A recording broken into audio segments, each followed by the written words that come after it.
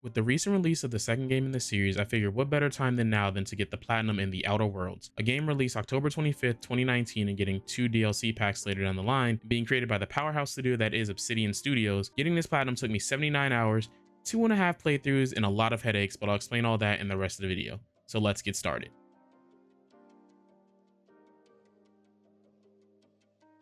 We start the game by seeing a man named Phineas Wells triggering the security on a ship called the Hope, and like with every RPG, we start by making our character and setting our attributes. And after all that is said and done, we see Phineas use a machinery to grab a pod from a large row of them, and then he runs to his ship to escape while being shot at by another ship before making a getaway through hyperspace. Once exiting the jump and waking up, Phineas informs me of what happened with the Hope. Ah, there you are. Wondering what's going on, eh? A bit of bad news there, I'm afraid. Your colony ship was inexplicably knocked out of skip space and forced to complete its journey at sublight speeds. This means that you and every other colonist on the Hope have been in suspended animation for 70 years, give or take. Normally, reviving someone after so long leads to some quite horrifying results. It's called explosive cell death, but it's really more of a liquefaction. Something wrong? Oh, yes, well, not to worry. I've pumped your body full of a special concoction I devised to keep you from dying so horrifically. Hopefully at all, but I guess we'll see, yes? Unfortunately, I used the last of my chemical supplies saving you. I know it's a lot to ask, but I must have your help securing more if we're to save the rest of your fellow colonists. That in order to save the rest of the colonists on the ship, he sends me down to Terra 2 to meet a smuggler named Hawthorne. But unfortunately, he dies because my pod lands directly on him and pops a trophy for landing in Emerald Vale. I continue from the landing site and find a guard who had been injured by some marauders, and after helping him, he gives me a pistol, and I keep pushing forward. I reach Hawthorne's ship, and after clearing out the remaining marauders, I go inside to talk to Ada, the AI of the ship, and she tells me that I need to find a new power regulator to get the ship flight worthy again. I make my way to Edgewater and talk to Reed, the guy in charge, and he tasks me with finding some deserters, since where they are staying has a spare power regulator. So I leave to go there and also drag Pavarti along with me, popping a trophy for it. Pavarti tells me to go talk to Vicar Max, and he gives me some insight, but also asks me to retrieve a book for him as well, and I accept the quest. I leave Edgewater and find the collector's log that points me to a safe in the cave, so I grab that and head back to Edgewater to hand it off to Max, who then agrees to join my party as my second companion. I make my way to the botanical labs and meet with the deserters, talk to their leader Adelaide, who asks me to divert the power to their site, and I head to the geothermal plant to make my decision. Once inside the plant, I start flipping the switches so I can pick where to send the power, and once that's done, I choose to send the power to Edgewater. Then I leave to go back to the botanical labs. Once arriving, Adelaide lectured me for siding with Reed, and I leave to go talk to the other deserters to convince them to return to Edgewater. First, I help Grace find a missing deserter named Zoe who had left because she wanted some excitement in her life, but I managed to persuade her by saying she's missing out on some TV shows. Then I help Thomas find 3 volumes of a mechanical engineering guide. After returning to the botanical labs, I check in with the 2 deserters and they agree to return, and then I go and take the power regulator out, and then return to Reed to tell him the news that his people will be returning to the fold. I make it back to the Unreliable and install the regulator, popping a trophy for it, and then lift off to truly start my adventure across the galaxy. Once in space, Phineas calls me and says I need to head to the Groundbreaker to speak to Gladys about a nav key to Stellar Bay. So I land on the Groundbreaker only to find that my ship has been impounded and have to go talk to Udon Bedford, a member of the board, to get it out. Before that, however, I pick up a quest from Ellie so I can get her as a companion. I find Jessie in the Groundbreaker infirmary and she tells me that she's a thief that messed up a heist and owed Udon money, so I tell her that I'll handle the situation. I head to see Udon to get my ship out of impound and he explains he does it to mess with the original Captain Hawthorne. He releases my ship, then asks me to turn in Phineas, which I don't do this time, but I will during the cleanup for a trophy. I then talk to him about Jessie and he agrees to forgive her debt as long as she works for him. Heading back to the medical bay, I see Ellie and Jessie talking. After injecting myself in their conversation, Ellie says they heard the news and that she now owes me and agrees to travel with me to pay off the debt. Once all of that is settled, I make my way to meet Gladys and she tells me I need to buy the nav key to Stellar Bay, but if I don't have the bits for it, she has an opportunity for me and tells me of a distress signal from Roseway, and to head there and find any secrets the town may hold, so I leave her office knowing my next main objective. And as I make my way to my ship, I'm stopped by Felix, who asks if he can join my crew, and I say yes. And after getting on the ship, I explore it to find the SAM, but it is non-functioning for the time being, so I have to talk to Ada about repairs, and she says to check Hawthorne's computer, and I search through and see that the SAM needs an acid sweeper mod, so I keep that in mind as I continue my adventures. During my time on the Groundbreaker, I was also doing a few side quests, which led to me popping a trophy for reaching 75% or higher positive reputation with 3 different factions. I make it to the Roseway landing pad and into Roseway proper to find it had been attacked by Raptidons, but the guards were able to defeat them. I then go and talk to Anton Crane, the person who sent the distress signal, but he says everything is fine and then tasks me with retrieving his research from a lab that is being held by some marauders. I make it to the lab and meet the leader of the marauders, Cassandra. She asks me to help her get out of the lab, but I decide to just turn her to ash instead. And once I make it to the pile, I'm able to retrieve the research. I then return to Roseway and give it back to Anton and pop a trophy for it. Also, while helping deal with a few other experiments in Roseway, I find the acid sweeper for Sam and also pop a trophy for killing 50 enemies with a tossball stick. Once all the experiments are all cleaned up, I head back to the Groundbreaker to speak to Gladys, but instead of giving her information on the workings of Roseway, I just pay her the bits and get my nav key. Back on the Unreliable, I repair Sam and add another companion to the team. I then go talk to Ada to install the nav key, and Phineas comes on the comms to tell me to find an info broker named Hiram. So with that detail in mind, I head to Monarch and Stellar Bay and also pop a trophy for her. And as I take the lift down, I find Nyoka in a bar who knows the info broker we need to find. But before she is willing to help, she asks me to go get her some caffeine pills from the local doctor. I get the pills, and after returning, she agrees to guide me and joins the crew, which also pops a trophy. And while still marching towards the info broker, I pop a trophy for killing a mega creature, and shortly after pop another trophy for killing 30 robots with shock damage. I finally make it to Devil Peak Station, but before I can meet the info broker, he tasks me with emptying the station of the marauders that have taken over. I get to a computer and activate the fire system to take all the oxygen out and then go meet the broker. Hiram tells me that the reason he hasn't sent out Phineas' transmission is because the two big factions, the MSI and the Iconoclast, are clogging the airwaves, and so I have to stop them. I start with the Iconoclast and head to Amber Heights and meet the leader of the group, Graham, and his right hand, Zora. Graham asked me if I can help repair a printing press, and I agree since it's the only way to get him to stop broadcasting. And then heading back to Stellar Bay, I talk to Sanjar and stopping his broadcast, and he says he wants help getting back on the board, but first the Bay needs a way to defend itself, and so he tasked me to find the Bolt 52, and I obviously agree. I find a person named Huxley and locked in the room with the plan, so I get her out and retrieve them. I return to Sanjar and give him the cartridge. Sanjar then asks if I can find a woman named Catherine because she may know about another corporation illegally operating on Monarch. I reach Catherine and she tells me someone hired her crew to drop supplies by the bridge, so I know where I need to go next, and also during our talk I pop a trophy for using dialogue skills 30 times in conversations. I make it to the drop-off point and find corpses and ransack supplies and follow the evidence to a hatch that leads underground. After shooting some mines and dodging electrical lines, I meet a man named Arthur who tells me that the drop-off got attacked by marauders and tells me where they were headed. I make it to an old lab and clear out the marauders, then access a computer and find proof of a corporate presence on Monarch. I head back to Stellar Bay and give the data to Sanjar, completing that part of the Monarch plot. Return to Amber Heights, I speak to Graham, who sends me out to find their supplier for rollers for the printer. After heading to the meeting point, I find a troop of sublighters and convince them to leave. I then talk to Carlotta and get the rollers, as well as get her to provide extra food and other supplies to the Iconoclast. I again return to Amber Heights and find Zora and Graham arguing about some missing troops once they notice me. Graham asks me to secure the printing press, and Zora asks me to make sure the troops whose names are the Van Noys are alive and okay. I unfortunately kill the Van Noys in my spirit dispersing a group of marauders, locking me out of a trophy that I will now have to get in my Supernova playthrough. Regardless, I make it to the publication building, and once inside, I start my extermination of the Raptidons inside. During the extermination, I pop a trophy for killing an enemy that had been hit with all 5 damage types. I then head upstairs to the computer and install the rollers. I return to the Heights and again find Graham and Zora arguing about the next steps for the Iconoclast, and Graham thanks me for my assistance, ending his part of stopping the broadcast, as well as popping a trophy for it. So I head back to the info broker to inform him of the news, and then he sends me outside to reset the relay since he can only give the information to Phineas himself. But during the transmission, I see a UDL ship crash land, and then both Sanjar and Graham hop on the airways to comment on the event as well. I make my way to the down ship and take the targeting module out, and because of my previous mistake of killing Van Noys, I am forced to side with Sanjar and take out the Iconoclast, and then pop the trophy for ending the Battle of Stellar Bay. After checking back in with Sanjar, I get back to my ship to fly to Phineas' lab, but also during my time on Monarch, I pop the trophy for having 3 flaws. Once landing on Phineas' lab, he tells me that the info he got from Hiram shows that a Minister Clark is hoarding the chemicals he needs, so my next step is Byzantium. I fly to Byzantium and pop a trophy for landing there. Once leaving my ship, I find my contact Carmen, and she tells me that the minister is heavily guarded and doesn't leave his home, but we may be able to steal a key from one of the guards that hangs out at a local bar. Once entering, I find a guard and start to get him drunk, and once he passes out, I steal the estate key.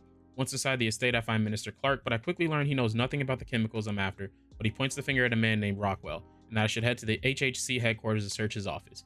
I make it to the top of the floor of the headquarters with ease and then enter Rockwell's office through a giant hole in the wall. I access his computer and see this. Good afternoon. I'm Chairman Rockwell, and I'm here to address a serious issue facing us. As you all know, our colony has been successful beyond our wildest dreams. Unfortunately, we've recently discovered that our food supply will not be able to sustain Halcyon's population in the long term. Everyone will die. Everyone will slowly stop living from malnutrition. But we're doing it together, and that's what matters. I fucking swear, if someone doesn't give me something to read that will placate the masses soon, all of you will find yourselves violently unemployed. But I can assure you there's nothing to fear. We've got a solution. It's called the Lifetime Employment Program. We will freeze most of the colony to preserve resources, while the best and brightest of Byzantium continue living in prosperity. Look, you idiots! How many times do I have to tell you we can't say shit like that? Fire whoever wrote this! While Halcyon's brightest minds solve the problem of our nutritional shortage, the rest of the colony will be placed in suspended animation. Individuals will be revived on a rotating basis so that every Halcyonite can be part of the important work of saving our colony. By testing paperweights. Sorry, couldn't resist. Let's go again. And someday, in the not-too-distant future when we've solved this crisis, we'll all be back together again working for the good of Halcyon. Until then, the board shall provide for the deserving just as it always has. So, obey your supervisors, take your vitamins, follow your corporate-mandated grooming rituals, and rest assured with the board on your side, there is nothing to worry about.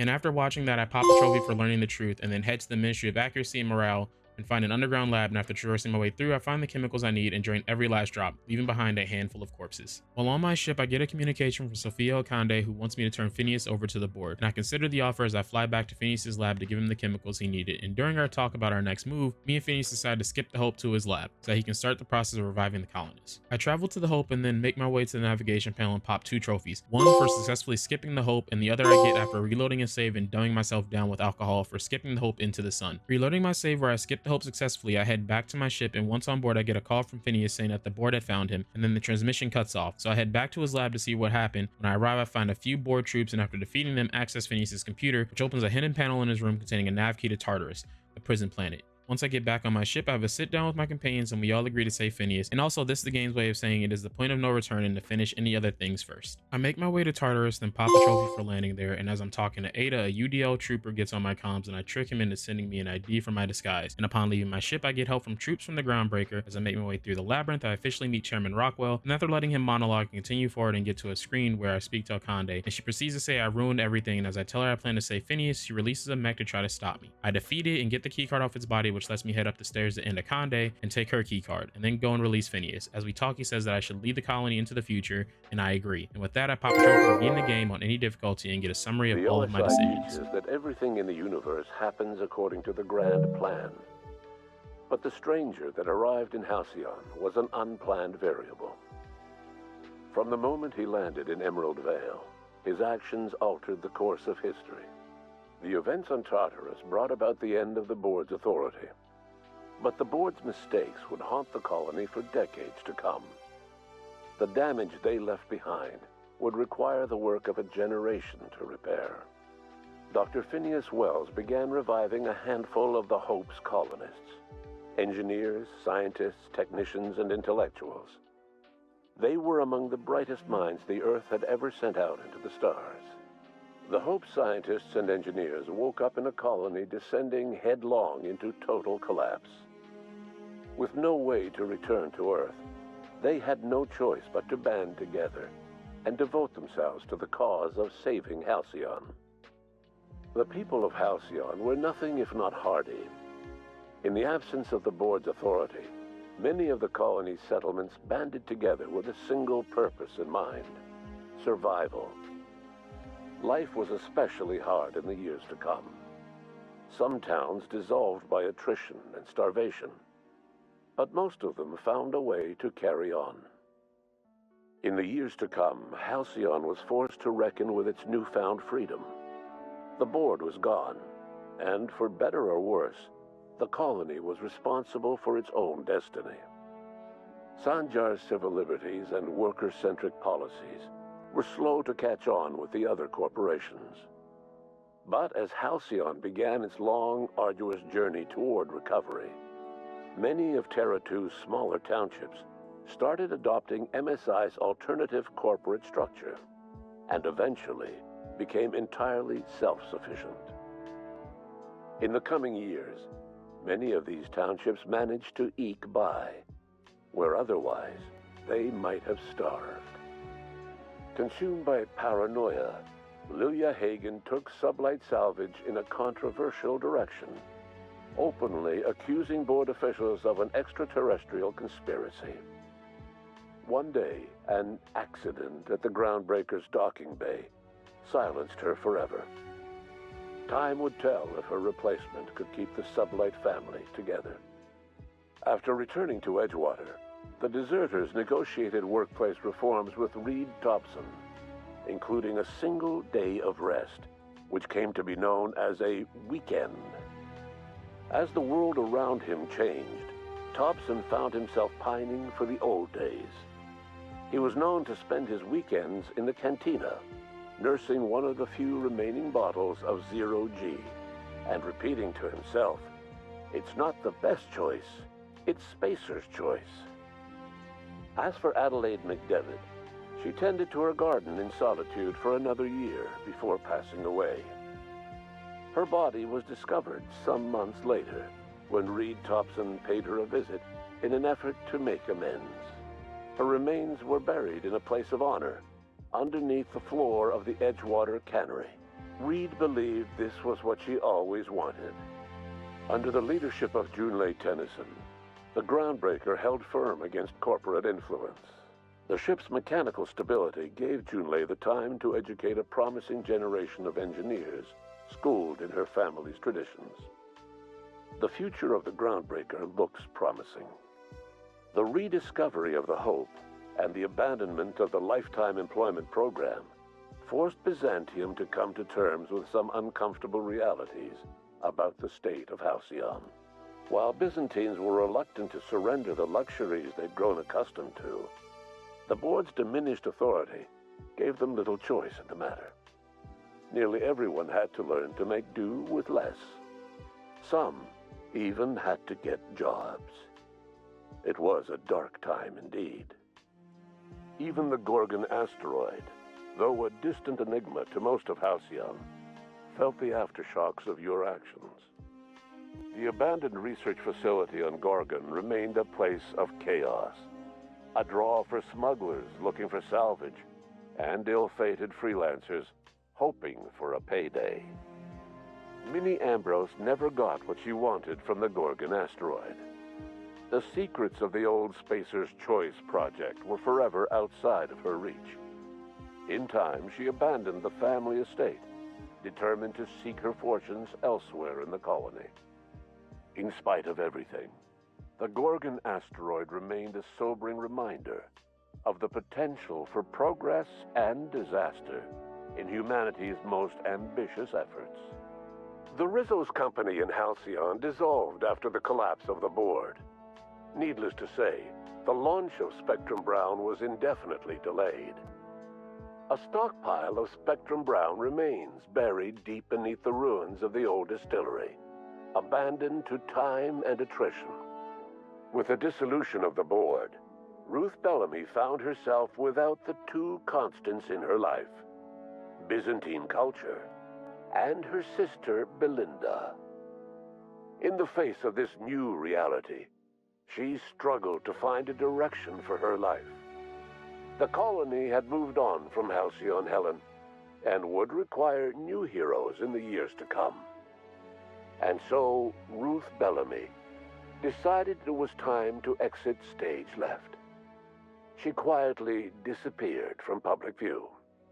The dissolution of the board did not mean the dissolution of the ambitions of Cedric Kincannon, the charismatic leader of Sublight Underground.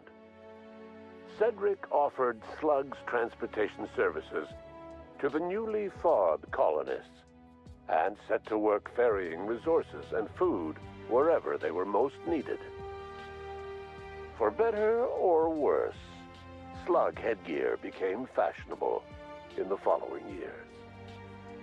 As the board began to disintegrate, Spencer Woolrich found himself at a crossroads. Cling to what little stardom remained to him, or help usher Halcyon into its new future. To the surprise of many, perhaps himself most of all, Spencer chose the latter option.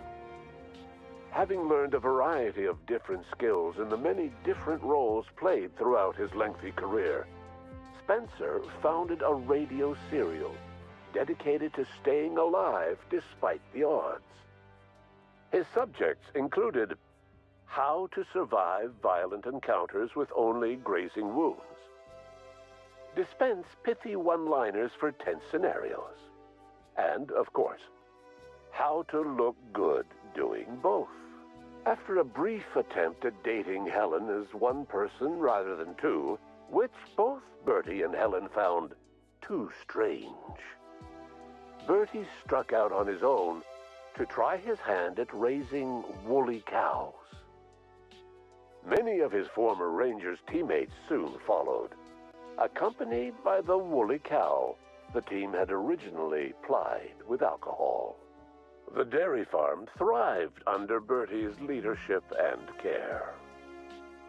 The Dairy Rangers privately believed that the woolly cows softened Bertie's temper considerably, although the only one brave enough to say this to his face was promptly headbutted.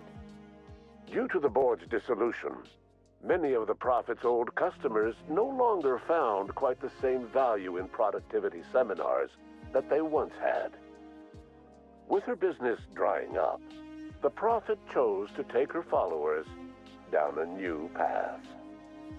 Months later, salvagers on Eridanos found clues leading them to a seemingly abandoned bunker out in the wilderness. Inside, they discovered horribly mangled corpses, sacrificed to a blood-scrawled portrait of a sprat-headed deity. The Prophet was not among the bodies. Your influence shifted Ellie's perspective. She finally admitted, albeit grudgingly, that she just might need other people. Sometimes. With a steady income from the life insurance payouts, she was finally able to afford a ship of her own. She hired a small crew and flew supply missions to communities on the fringe. Some of them were even legal. Life in Halcyon was sobering for Felix Millstone. The grand revolution he dreamed of never came. There was no great awakening for the colony, no celebrations in the streets. There was only the hard, desperate work of trying to repair a broken colony. Felix never had a head for numbers, but if there was labor to be done, he was there to help. Eventually, Felix realized that the work of a revolution was done with two hands. As much as he enjoyed his adventures aboard the Unreliable, the vicar, known as Max, eventually decided that it was time to move on, to live out the life he had sought so long to create. He knew there were many in the colony who carried burdens much worse than the ones he had struggled with, and he devoted himself to easing their suffering wherever he could. He only ever took up arms again to defend the defenseless. Unshackled from a lifetime of striving and fighting the universe and himself, Vicar Maximilian de Soto was finally at peace. Once the matter with the Hope colonists was resolved, Junlei bashfully asked Parvati if she'd like to join her permanently on the Groundbreaker, and Parvati enthusiastically, if somewhat awkwardly, agreed. The stories of her adventures spread across the colony, and Parvati soon found herself the center of attention.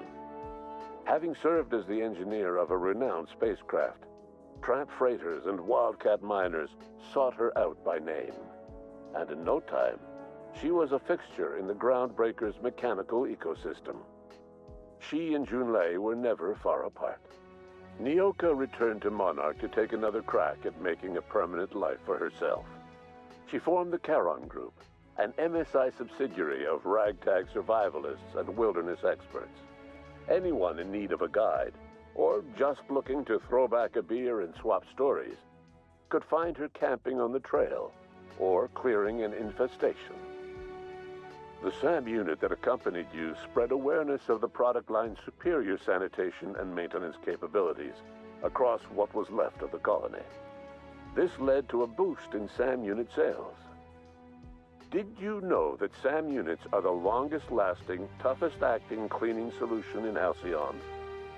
Minister Clark was released from house arrest, and his contact with you gave him a sense of renewed purpose and vigor. Once it became clear that no help would be coming from Earth, he threw his considerable efforts and talents into helping Halcyon manage the crisis before it. As for Dr. Phineas Wells, he spent his remaining years in his orbital lab. He eventually came to terms with his own past and was able to forgive the mistakes of his younger self by devoting his remaining years to serving the colony. Dr. Wells was able to revive many more scientists and engineers than he first expected, thanks to the additional batch of chemicals you stole from the Ministry. Wells never forgot about the human lives that were lost in acquiring these chemicals. In the end, Dr. Wells was able to save every scientist and engineer aboard the Hope. Over the next decade, nearly all of the Hope's remaining colonists were successfully revived. Halcyon saw a period of rapid technological and scientific advancement. Breakthroughs in dietary supplements saved the colony from starvation. Geoengineering projects and social reforms began to change the structure and character of the colony. Dr. Wells laid the groundwork for the project to save the colony, but he would never live to see the fruits of his labor. He passed away a few years later. His work was carried on by the scientists and engineers he revived. Today, Halcyon has stabilized. The people of the colony work hard to adapt to their new circumstances. Nearby colonies send aid and supplies. Life will never be easy in Halcyon, but for the first time in its history, there exists a sense of real, genuine hope about the future. And what about you, the unplanned variable in the history of Halcyon? You brought an end to the chaos on Tartarus and proved yourself the most capable leader left in the colony. You administered the colony in your own image. With the old power of the board destroyed, a new government of Halcyon rose with you at its center. With your steady hand, you guided Halcyon through the turbulent years that were to follow, and helped ensure the survival of the colony until the end of your days. No one knows what's happened to Earth, and no one knows what the future has in store for Halcyon. All we know for certain is this: the name of the Unreliable and that of its intrepid captain will remain the subject of countless stories for years to come.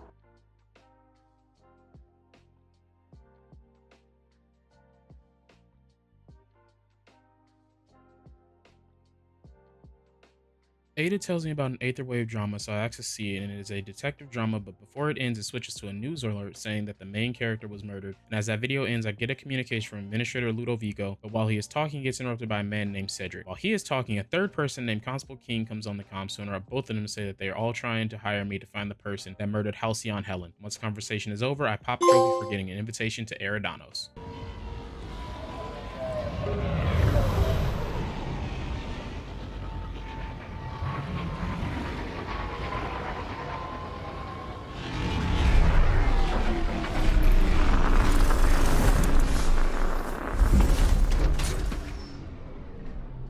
I land on Eridanos and meet the bellhop who will take me to where the body was found. Once entering the hotel and arriving at the scene, I officially meet Constable Keen as well as Dr. Goodnight, who give me the discrepancy amplifier, and once I use it for the first time, I pop a trophy for it. And as I use it on some footprints it finds, it tells me that there are traces of fertilizer and purple berries, which can be found in the purple berry orchards close to the Grand Colonial. Keen tells me I need to get permission from Ludovico to enter the orchards and that I can contact him through the terminal in my suite. I enter my suite to talk to Ludovico and get him to give me access to the orchards, then head out to continue my investigation. While making my way there, I pop a trophy for reaching level 30. Making it to the orchards, I find Helen's trail using the amplifier and start to follow them. I meet a man named Jacob who is creepily happy and has a strange slug-like creature on his neck. He has no useful information, but we're going to keep that slug in mind for later. While still following the trail, I pop another trophy for killing 20 enemies that were infected by N-rays. And at the end of the trail, I find a ruined picnic and an access card to a research lab. And once inside, meet a Dr. Blossom, who asks me to handle some aggressive lab techs, who agrees if I deal with her problem, she'll tell me what she knows about Helen's death. I make it to a terminal and am able to disperse the sedative that takes care of the frenzied lab techs, but once I return to Dr. Blossom, I find her dead. I take her keycard off her body and learn about her research that would net me a new science weapon, which I'll get later. And after searching the lab some more, I use the amplifier to find that the killer had to be someone of a small frame because they left out of a ventilation shaft, and on my way back to the hotel, I pop a trophy for turning 100 enemies to ash. Once returning to my suite to contact Ludovico, I find out there's an intruder in it, and as I confront him, he says he was sent to retrieve a recording by Black Hole Birdie.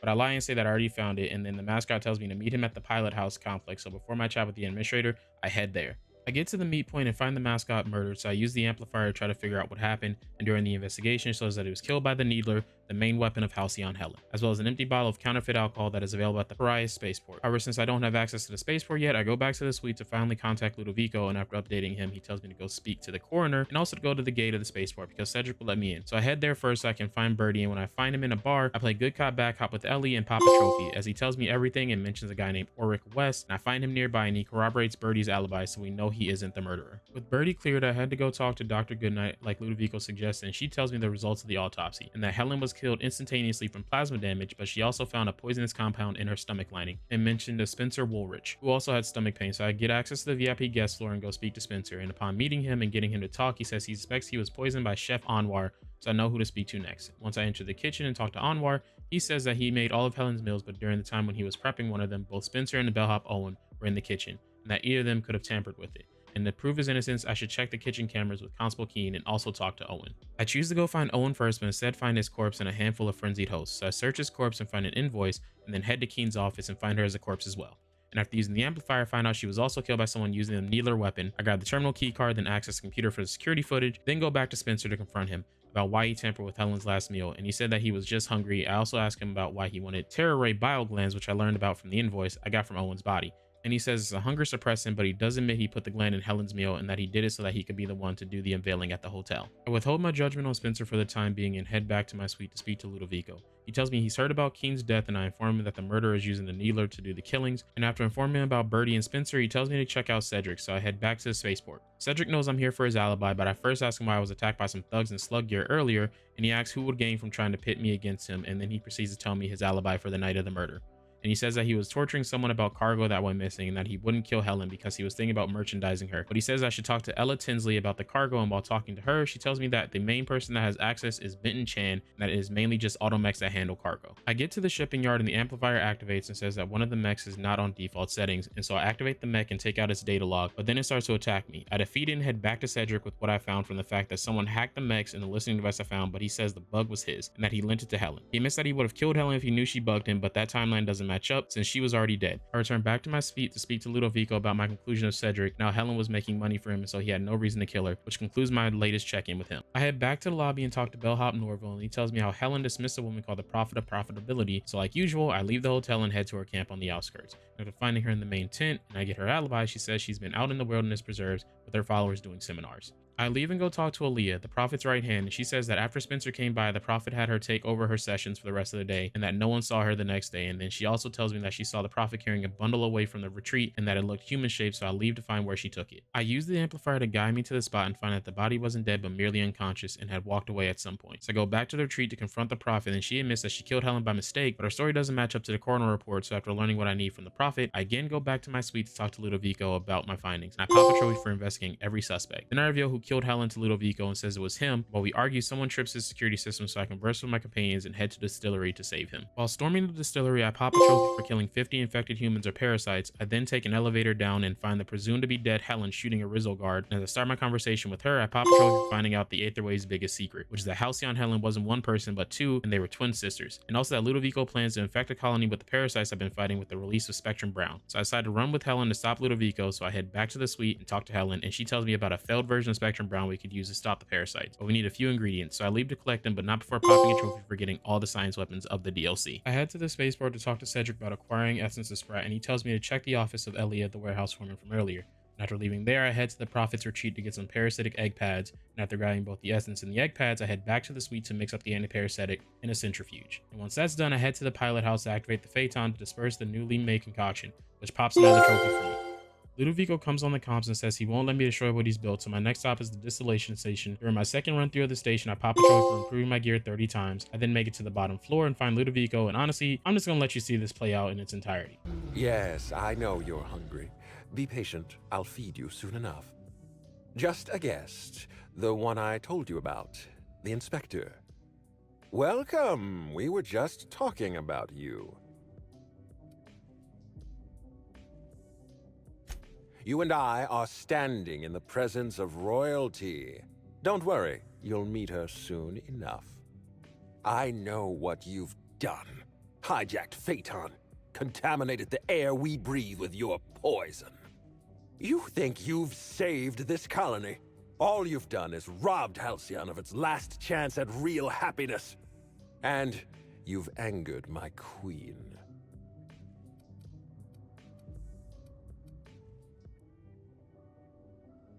Nope, not even a little. Here's what's going to happen.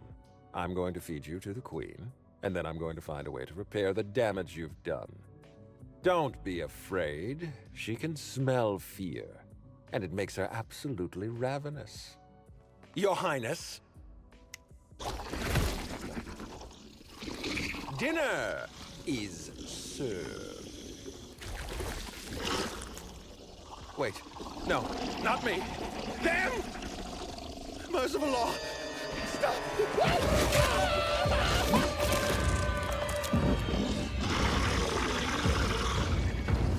And after fighting and defeating the queen, I pop a trophy for it and another immediately after for killing 50 enemies with companion abilities. I head to the port and talk to Helen, thanks me for helping her get revenge, and also Cedric, who admits he's also a twin, and then I go and talk to Ada to catch her up on what happened during the investigation, and I pop the final trophy of the DLC. While flying around Halcyon, I get a random special delivery and I have the courier put it in my cargo hold. And once I check the contents, I find a severed hand and pop a trophy. And as I listen to the message from a man named Lucky Montoya, he tells me he got tangled up in some business on Gorgon, and while listening I get coordinates to the Ambrose Manor to meet a Wilhelmina Ambrose, so I head there to officially start the DLC. I make it to the manor and meet Wilhelmina properly and tell her about the severed arm that arrived on my ship, and ask if the name Lucky Montoya means anything to her, and she says that he was her personal freelancer, and after informing her of his death, she offers me his former job. Before accepting, she tells me the facts of the job, and starts by saying her mother was a head scientist on Gorgon until Spacer's Choice, the company that was running the research, shut down all production, and during the chaos her mother never made it home. So she wants me to go to Gorgon to find out the truth of the project. My first stop will be her mother's old office to find her journal. So I land on Gorgon proper and start my hunt for answers. Once on land, I head to the Sprat Shack to check on where Montoya was staying while on the planet, and the bartender tells me he was seen coming and going from a place called the Office of Creative Incubation. But before going there, I go to the room he had in the shack and find his case notes, which gives me the code to a safe, which has a preserved eye, which is the key to the OCI. And while making my way there, I pop a trophy for hitting 30 enemies in the groin during TTD. I finally make it to the admin office after fighting through marauders and mechs and access the terminal, but I can't get past the override until I find some previous facility staff, and once I log off the terminal, a mysterious figure starts talking to me telling me I should drop the case, and also that Gorgon was the birthplace of the Marauders. I make it to the transmission tower and use it to locate the facility staff, and I'm able to find Clarence, who's on Byzantium. And on my way there, Minnie contacts me to ask why I left Gorgon, and I fill her in about the mystery person, and also ask her if she knew that Adrenatine was developed on Gorgon, that it was what causes people to turn into Marauders. I arrive at the Musgrave family collection and find Clarence, and he tells me to just leave the past in the past, but I tell him that it is too late for that, so he says that to lift the lockdown, I would need to send overrides from Chem and Human Inquiry. But he doesn't have clearance, and before he tells me about who does, I have to steal the trophy for Canid Review, and after handing it off to him, he gives me the names and last known locations of the 2 senior staff members. I head to the groundbreaker first to find Marion Blakesley, and once I land in the auxiliary bay, I meet her guards and convince them to just let me through with no trouble. Once I find her and we start talking, she tells me that Spacer's Choice knew what Adrenatine was doing to people, and as the conversation continues, she finally gives me the passkey to the HIA building, and as I make it there and traverse through, I get to the admin level and access the terminal to override the lockdown. My next stop is going to a pharmaceutical station orbiting Olympus. Before I even make it there, my ship gets stopped and a bunch of marauders attempt to board the Unreliable. And after talking to Ada, I decide to just go handle the opposing crew myself, and after blazing my way through the ship, I meet the leader of the group, and after a short conversation, I take him out and pop a trophy for killing an enemy that was under the effects of 4 different science weapons. And once that is done and over with, I continue on to the station and start my search for Jasper Lowe. And I quickly find him tripping off of who knows what, and he asks me who I am and what I'm doing here, but I skip the intros and tell him that I need access to the Chem Labs. Before he gives me access, he wants me to help him get power back to the station. So I head to the top of the station and activate the turbines, then go back to Jasper, and he gives me a voice recording of himself so I can get into the Chem Lab. I fight through Gorgon to make it to the lab and use the voice recording to get into the building, and just like in the HIA, I head to the admin terminal. Once I make it there, the mystery person starts talking to me again. You survived. You're remarkably intent on scuttling my every plan to end you. Helping to especially after I've gone to so much effort to see Gorgon rest in peace. But I ignore the person and send the override code and then leave and beeline to the SMC building. And once inside, fight off the marauders inside and make it to the office and grab the journal I've been looking for, and pop a trophy for finally finding it. Before continuing, I reload a save and go kill Minnie, then hop around Halcyon until a man named Lucien contacts me and says he was working with her and that he now wants us to deliver the journal to him. And after retrieving it, I go back to the Unreliable, and as Lucien is talking to me, Olivia Ambrose interrupts the comms and finally greets me, and then both Lucy and Olivia go back and forth, trying to convince me who to side with. I then head to the Ambrose Manor, fight through some mechs, and go to Olivia's personal lab, and inside there, I activate the NDA protocol and pop a trophy for it. I go back to the main part of the manor and speak to Olivia, and while talking to her, I pop the trophy for completing the DLC. And now with the DLC done, I reload my save and pop the remaining trophies through my playthrough, those being Green Light Protocol for powering the reactor, the Postman for delivering the journey to Lucian, special pet benefits for acquiring all the science weapons of the DLC, Lucky Stiff for finding Lucky Montoya's body, Good Listener for finding 20 phonographs, and finally Family Reunion for achieving a compromise between Olivia and Minnie. And now we have the cleanup. Some of these trophies I got during the game and some I got during my hardest difficulty playthrough, but like usual, we're going to speed through them, so let's go. We got Everything Must Go for selling 10,000 bits worth of items to vendors, Well Balanced Breakfast for having the effects of all food types, Anything for a Friend for finishing companion questline, Skilled for raising a skill to 100, A Star is Born for starring in an Odeon Pictures movie, Sublight to the End for completing the entire Sublight questline, Impossible Mission for using all 3 dialogue options with a single disguise, All for One for completing all the companion quests, Health Insurance for using the inhaler 300 times, Not the Best Choice for having all Spacer's Choice gear, Well Dressed for wearing a nice hat in Chimera at the same time, Jack of all trades for killing an enemy with a science weapon sneak attack during TTD with a weak spot critical hit, Never Seen for killing 50 enemies with sneak attacks, Destroyer of Worlds for having 75% or higher negative reputation with 3 factions, Peace in Our Time for brokering peace between the Iconoclast and MSI, Mightier Than the Sword for saving Edgewater permanently, Ludwig was right for bringing Robo Destruction to Edgewater, Hard and Supernova for completing the game on those difficulties, the Cartographer for dealing with the Cartographer, and finally the Platinum. And with the Platinum achieved, I hope you enjoyed the video and look forward to when I get to the Outer Worlds 2 sometime in the near future.